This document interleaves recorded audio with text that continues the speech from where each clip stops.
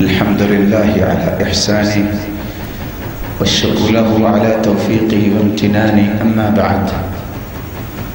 ہو سکتا ہے آپ کو یہ بات سننے کو ملے چینلز پہ اینکرز یہ بحث کرتے نظر آئیں گے قربانی نہ کرو فلاں جگہ پیسے بھجوا دو کبھی بات نہ ماننا اینکرز یہ کہیں کہ قربانی کی ضرورت نہیں فلاں کا علاج کروا دو قربانی کرنا اور علاج کے لیے الگ سے بندوبست کرنا قربانی کا آلٹرنیٹ دوسرا نہیں دوسری گزارش رسول اللہ صلی اللہ علیہ وسلم کی سنت کو دیکھا جائے احادیث صحیحہ کو دیکھا جائے اپنی طرف سے قربانی کرو اگر کوئی دنیا سے جا چکا ہے فوت شدگان کے لیے الگ سے قربانی نہ کرو اپنی قربانی میں شریک کرو کیوں خود اللہ کے رسول صلی اللہ علیہ وسلم چھری چلا رہے تھے اور آپ کہہ رہے تھے اللہم تقبل من محمد وآل محمد من لم يضحی من امتی من شہید لک بالتوحید وشہید لی بالبلاغ دونوں روایتوں کو تینوں کو جمع کرنے سے پتہ چلتا ہے اللہ یہ میری طرف سے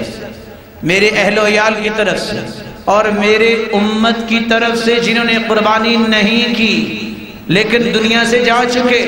جس نے تیرے توحید کا اعتراف کیا اور مجھے سچا رسول مانا تو آپ فوت شدگان کے لیے الگ سے قربانی کسی صحیح روایت میں نہیں آئی تیسرا نکتہ رسول اللہ صلی اللہ علیہ وسلم کی طرف سے قربانی کرنا جائز نہیں ہے کہتے ہیں سیدنا علی کی روایت ہے سیدنا علی کی روایت ضعیف جداً ہے کسی صحابی نے نہیں کی سب سے پہلے تو اللہ کے رسول کو خدیجہ کی طرف سے کرنا چاہیے تھی جس کے بارے میں اللہ کے رسول کہا کرتے تھے یہ تو میری وزیرہ ہے جب ساری دنیا نے مجھے مال سے محروم کیا اس نے مال ڈھیر کر دیا جب ساری دنیا نے انکار کیا اس نے میری تصدیق کی اور اللہ کے رسول اسے یاد بھی کیا کرتے لیکن اس کی طرف سے قربانی نہیں کی اللہ کے رسول صلی اللہ علیہ وسلم کی سنت کو دیکھتے ہوئے ایک قربانی یا 10 قربانیاں کیجئے اپنے والد اپنی والدہ ان سب کو شامل کیجئے ان کو بھی برابر کا اجر ملے گا جتنا آپ کو اجر ملے گا